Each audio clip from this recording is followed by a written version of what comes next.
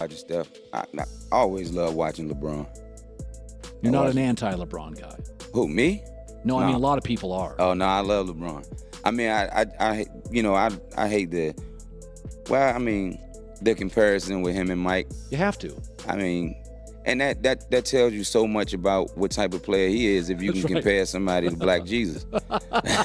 You know what I mean? Like, but LeBron is gonna be he'll be on the Mount Rushmore of basketball players. Allen Iverson just said what nobody in basketball had the nerve to say out loud, and it was pointed straight at LeBron James. You can't carry a team alone. 4 words, one legend. And suddenly the whole basketball world froze mid-scroll. This wasn't some dusty clip from a decade ago. This wasn't a headline twisted for clicks. This was Allen Iverson in 2025, sitting back calm and steady, speaking like a man who's done proving himself and ready to say exactly what's on his mind. And here's the crazy part. Mainstream media is quiet. No ESPN breakdown, no first take shouting match, no dramatic press conference clips, just the raw statement sitting out there, untouched, almost like nobody wants to deal with it. But we will. And by the time this video ends, you won't just understand what Allen Iverson said. You'll understand why he said it. Because this isn't just about LeBron James. This is about legacy, about sacrifice, about what it really costs to be called the greatest in your era. That word greatest hits different when you break down how it was earned. It is gonna go. But look, man,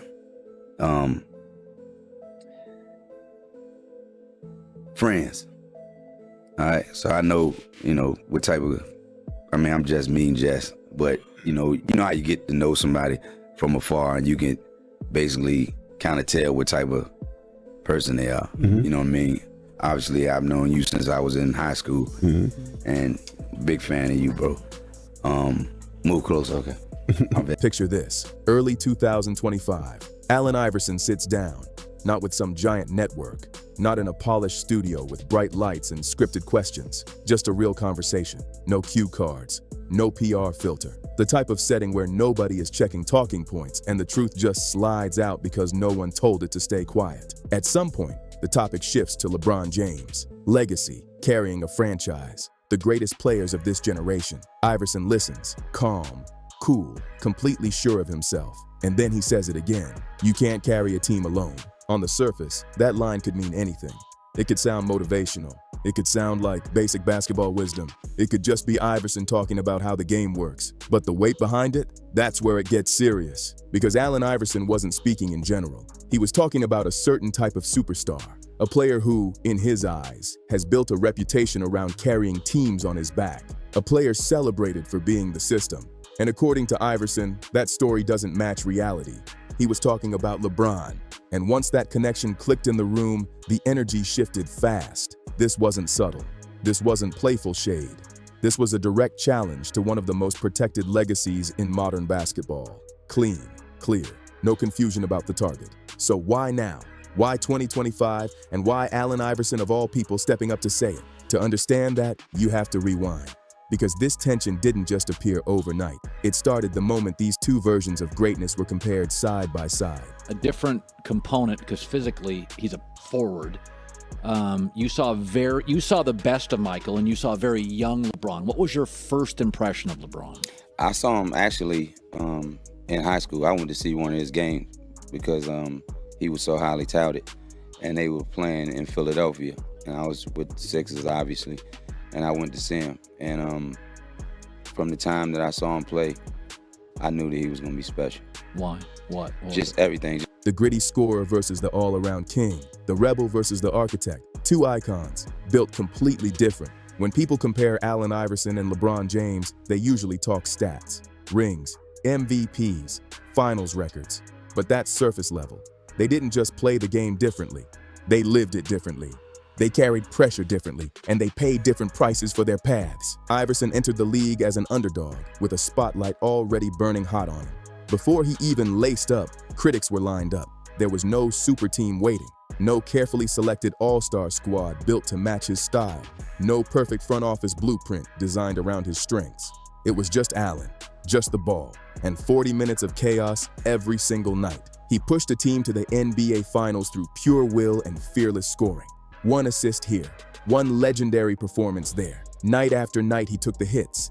And when they fell short, nobody blamed the roster construction. Nobody blamed the front office. The spotlight came straight at him because Iverson stayed.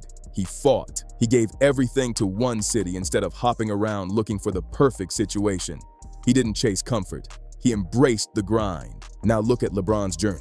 Gifted, generational, historic talent. Nobody can deny that. But LeBron made strategic moves that Iverson never made. He shifted teams. He built alliances. He reshaped rosters. He looked at situations where carrying everything alone wasn't producing championships and adjusted the blueprint.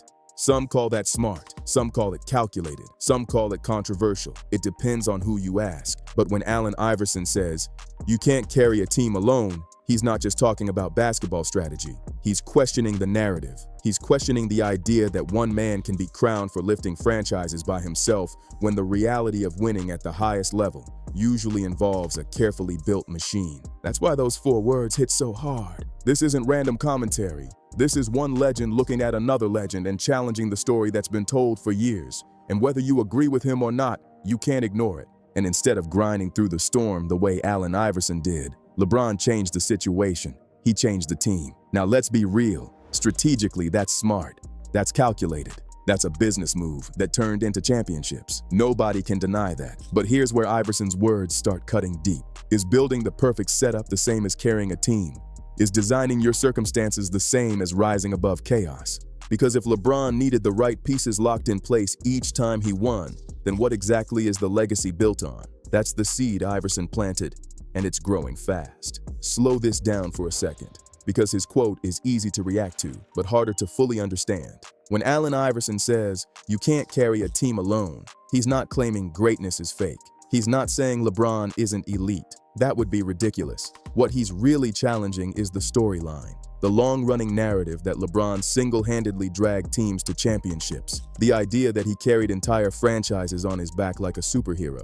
Iverson is saying that story is inflated. In his eyes, it stretches the truth. And more than that, it overlooks players who truly carried massive loads without stacked support. Players like Allen Iverson himself. Imagine being Iverson in 2025.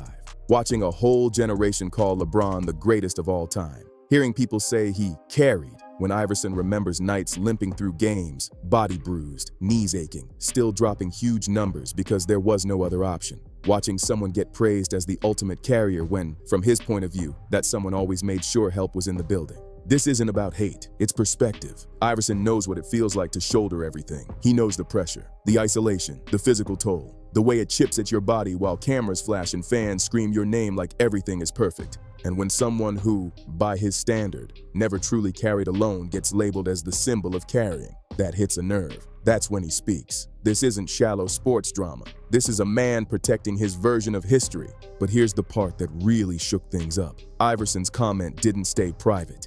It leaked. And once it touched the internet in 2025, it exploded. Within hours, social media split straight down the middle. Lines were drawn fast. LeBron's fan base, one of the loudest and most organized groups in sports, jumped in immediately. The message was clear. Championships, MVPs, 2 decades of dominance. What more do you want? But the other side wasn't quiet either. And this is where it got real interesting. The people backing Iverson weren't just nostalgic fans stuck in the past. They were longtime basketball watchers who understand context. People who know the difference between stacked rosters and uphill battles. People who remember Iverson, undersized and often outmatched on paper, going toe-to-toe with giants. Clips started resurfacing. Box scores from playoff runs. Moments where Iverson was dragging teams that had no business being in the fight. Yet somehow, they were right there because of him. The conversation shifted from who's better to something sharper, who actually did more with less. That question has floated around for years, whispered in barbershops and debated in group chats. But Iverson saying it out loud in 2025 gave it weight. It gave it power. It gave it a face. Former players started reacting too. Not always on TV, not always with official statements, but through side comments. Interviews where they just happened to bring up carrying.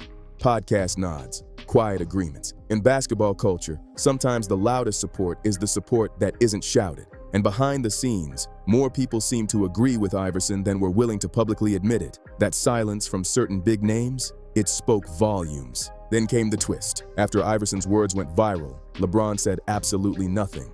No tweet, no story, no polished statement crafted by his team. No cryptic message that could be broken down 10 different ways. Just silence, complete silence. And somehow, that made everything louder. Because LeBron has built his brand on being vocal, on speaking up, on using his platform when moments demand it. He doesn't usually let narratives swirl without stepping in. So when this moment arrived and he stayed quiet, people noticed fast. Two theories took over the conversation. Theory 1. LeBron is above it. He's been on top too long to respond to every challenge. Engaging would only add more heat. A reply would validate the criticism. And when you're standing at the peak, you don't shout down the mountain. But theory 2? That one was more dramatic. Maybe the silence wasn't confidence. Maybe it was calculation. Maybe responding would open a debate that's hard to control. Because once you start comparing who really carried, the conversation gets uncomfortable real quick. Now here's the second theory, and this is the one that really keeps people staring at the ceiling at night. Maybe LeBron didn't respond because, somewhere deep down, Iverson's words hit home. Not because LeBron doubts his greatness, not because he suddenly questions his legacy, but because nobody understands the strategy behind his career better than he does. LeBron knows every move was calculated, every team switch, every roster decision, every partnership. He knows it wasn't random, it was constructed. So when someone looks at that blueprint and says, "That's not carrying, that's building," LeBron understands exactly what that means. His silence doesn't confirm it, but it doesn't reject it either. And in the world of public opinion in 2025, silence from LeBron James feels loud. For a player known for speaking up, choosing quiet at this exact moment stands out. Ask yourself this: if Allen Iverson was completely off base, why not say it? Why not shut it down instantly? Why is one of the most vocal superstars ever suddenly letting the debate run wild? That question alone has kept this fire burning for weeks, and it's not cooling off. Now let's be real. Not Team LeBron real, not Team Iverson real, just honest. Both of them have a point, and both of them miss part of the picture. That's why this debate refuses to die. Allen Iverson is right that carrying and constructing are not the same thing. There's a difference between refusing to leave and knowing when to move. There's a difference between fighting through chaos and redesigning the system around you. And if your definition of greatness includes suffering, sacrifice, and staying loyal even when it costs you, then Iverson's career hits different. He stayed. He absorbed the hits. He carried the weight in a way that looked painful and personal. That matters. But LeBron has a case too. Basketball is not tennis. It's not boxing. It's 5-on-5. Winning is the scoreboard everyone looks at. And adapting in a league that rarely rewards blind loyalty isn't weakness. It's awareness. It's strategy. Saying LeBron's titles don't count the same because he built strong teams is like criticizing a CEO for hiring top talent. That's how you win. Smart planning doesn't cancel greatness. So who's right? Both. And that's what makes this whole thing heavy. What Allen Iverson might really be reacting to, maybe without even realizing it, is the loss of an era. A culture where staying put was everything, where pride kept you locked in, where leaving felt like surrender. He lived in that system. He bled in that system. And now he's watching a different model dominate the headlines. A business-first, player empowerment era. And that shift stings. Because what LeBron represents, whether fans admit it or not, is power. Player power. Control over your path. Control over your brand. Control over your legacy. That shift changed the NBA forever. But it also changed the meaning of carrying a team. Iverson carried in the old school way. Pure will, pure scoring, pure heart. It looked raw and dramatic. LeBron carried in a modern way. Vision, leverage, partnerships, long-term thinking. It looked strategic and polished. Both paths required greatness, just different types. And in 2025, with both legacies basically written in stone, this debate isn't really about who's better anymore. It's about what we value, what kind of story we want to celebrate. The warrior who stays and fights no matter what, or the mastermind who builds the perfect situation and dominates it. That's the real tension. Allen Iverson didn't just toss out a random comment. He cracked open a conversation the basketball world has been dancing around for years, and nobody, not LeBron, not the media, not the fans, has fully closed that door yet. This isn't about tearing anybody down. It's about telling the full story, making sure history doesn't just highlight the rings and the trophies, but also the grind, the context, the sacrifices behind them. Iverson carried in a way that never always got maximum credit. LeBron built in a way that never fully escaped criticism. And maybe that's the truth both sides have to live with. And here's where this whole thing flips again. Because once the debate moved past stats and rings, it turned personal. Not disrespectful, not reckless, personal. Fans started asking a deeper question. What do we actually respect more? the grind with no escape route, or the power move that changes the whole board. Allen Iverson became the symbol of one kind of greatness, the type that walks into the storm and refuses to step out of it. The type that says, "This is my team, my city, my fight," even when the odds look crazy. That image sticks with people. It feels raw, it feels loyal, it feels real. LeBron James became the face of a different kind of greatness, the type that studies the system and then bends it, the type that says, "If this isn't working, I'll build something that does." That image feels powerful. It feels smart. It feels in control. Neither one is soft. Neither one is fake. They're just built different. But here's where the temperature rises. When Iverson says, "You can't carry a team alone," some fans hear strategy. Others hear accusation. Because if nobody can carry alone, then the myth of the lone superhero fades away. And a lot of marketing over the last 20 years has been built on that superhero image. Think about it. Every finals run gets packaged like one man against the world.